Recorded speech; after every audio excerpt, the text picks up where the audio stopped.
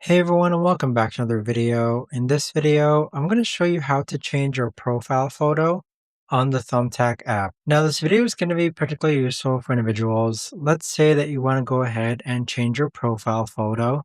How do you actually go ahead about doing so? Now this video is going to be short, sweet, and simple guys. There's not going to be a lot of steps involved.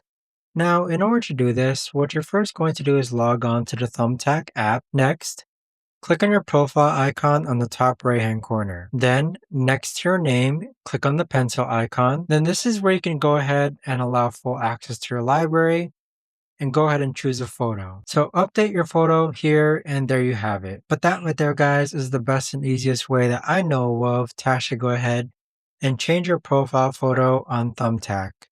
If you guys know of a better or easier way to actually do this, let me know in the comments down below. I would love to know.